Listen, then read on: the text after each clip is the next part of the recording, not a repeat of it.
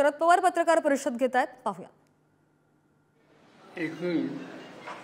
19 जिल्हे त्याचे 40 तालुके गंभीर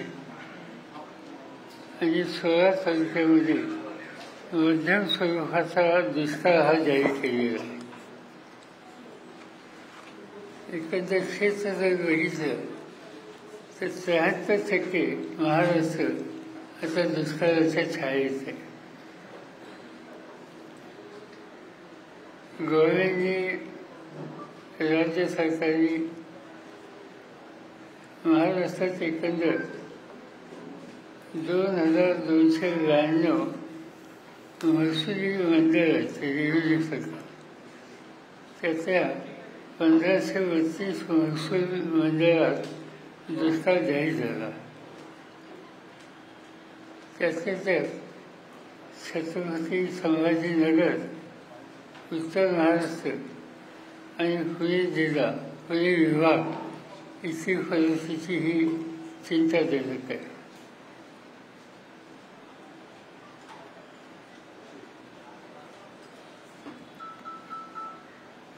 पाण्याची टंचाई, आपल्याकडे देशात सगळ्यात जास्त धरणे आहेत, पण या धरणांची अवस्था जर बघितली तर जी मोठी धरणं आहेत त्याच्यामध्ये आज जलसाठा किती आहे याची आकडेवारी मिळाली.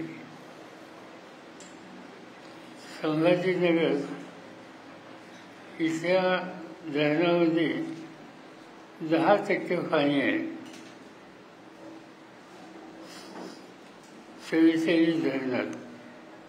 पुणे विभागात 35 धरणं आहेत, तिथं 16% पाणी आहे. नाशिकमध्ये 22 धरणं आहेत, तिथं 22% पाणी आहे. आणि कोकणामध्ये 11 धरणं आहेत, तिथं 29% पाणी आहे. ही मोठी धरणं. आपल्याकडे मध्यम प्रकल्प आहेत. मध्यम प्रकल्प छत्रपती संभाजीनगरला 81 आहेत, तिथं 6% 6.43 6.83 एवढा जलसाठा आहे. पुण्यामध्ये पुणे डिव्हिजन 50 प्रकल्प आहेत, तिथं 24% जलसाठा आहे. आणि बाकीच्या ठिकाणी 39, 37, 57 वगैरे वगैरे आहे. त्यातल्या त्यात मोठी धरणं जी महाराष्ट्रात आहेत, उदाहरणार्थ उजनी, तिथं उपयुक्त जलसाठा 0 आहे. मराठवाड्याची जायकवाडी हे एक मोठं धरण आहे, तिथं 5.50 इतकी टक्के जलसाठा आहे. 5%. माजलगाव 0% जलसाठा आहे. मांजरा 0.34%, म्हणजे अर्धा टक्का सुद्धा नाही. आणि धाराशिव जिल्ह्यात सीना कोळेगाव, निम्न तेरणा ही मोठी धरणं आहेत, तिथं 0% साठा आहे. अहमदनगरमध्ये मुळा, निळवंडे आणि भंडारदरा ही 3 मोठी धरणं आहेत, तिथं 9% पाण्याचा साठा आहे. आणि त्यामुळे आज आपण मे महिन्याच्या अखेरीला आहोत आणि साधारणतः जुलैच्या एंडपर्यंत ही स्थिती राहण्याची शक्यता आहे. साधारणतः पाऊस हा त्या कालखंडात प्रत्यक्ष पाऊस पडतो, पण धरणं भरतील ही स्थिती यायला जुलै हा अखेरपर्यंत वाढ बघावं लागेल. पिण्याच्या पाण्याची समस्या ही ठिकठिकाणी लोकांच्या तक्रारी येत आहेत.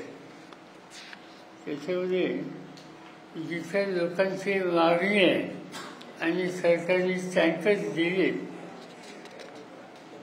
त्याच्यामध्ये संभाजीनगर विभाग इथे एकंदर गावे आणि वाऱ्या 1561 आहेत की जिथं लोकांची जेवण आहे. आणि आज 1837 एवढे टँकर्स प्रत्यक्ष आहेत. याच्यातले जादा संभाजीनगर, जालना, बीड यामधून आहे.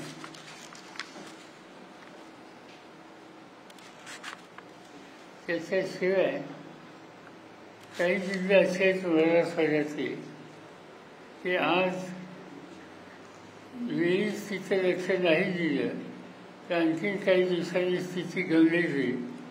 त्याच्यामध्ये परभणीमध्ये 14, लातूरमध्ये 34, धाराशिवमध्ये 134 या जिल्ह्यांच्याकडे अधिक लक्ष द्यायची गरज आहे. पुणे विभागामध्ये 635 गाव आणि वाड्या इथं टँकरने पाण्याचा पुरवठा आहे. तिथं 755 टँकर आज प्रत्यक्ष सेवेत आहेत.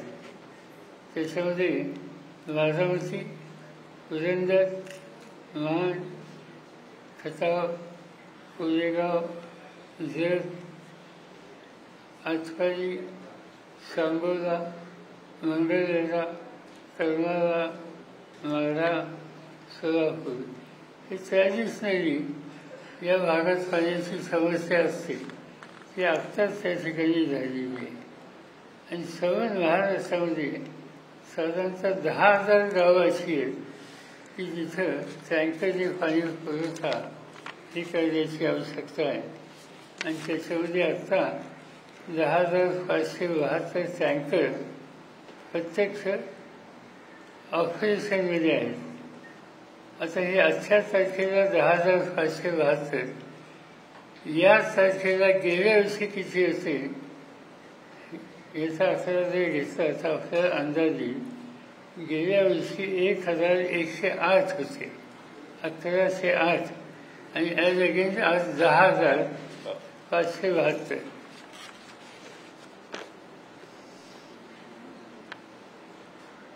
त्यानंतर काही विभागात शेतकऱ्यांची जनावरांच्यासाठी चारा याची मागणी आहे.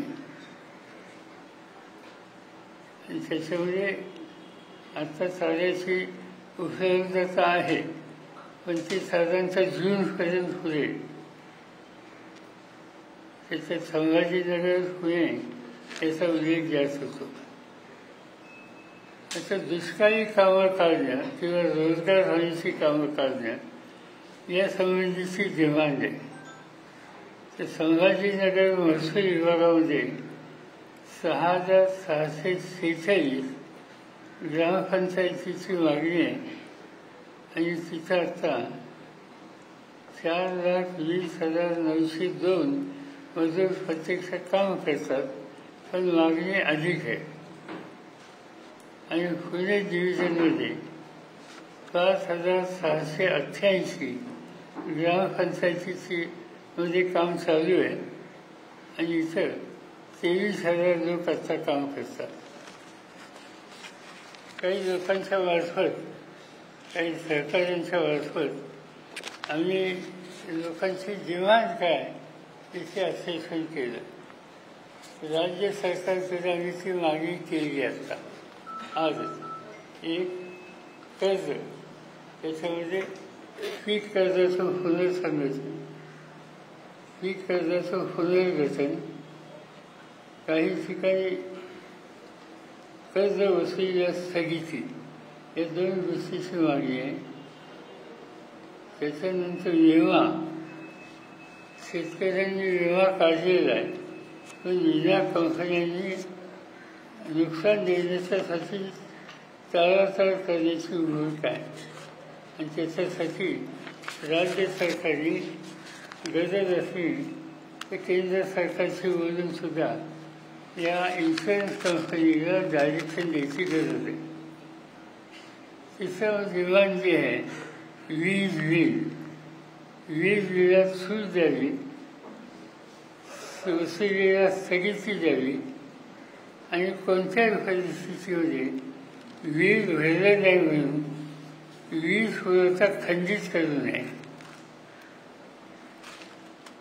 त्याच्यानंतर आणखीन एक डिमांड लोकांची येते, मनरेगा कामात जे निकष आहेत ते शिथिल करावेत आणि जसं पूर्वी रोजगार हमी योजना याचे जे निकष राज्य सरकारने केले होते ते आता ॲप्लिकेबल करावेत.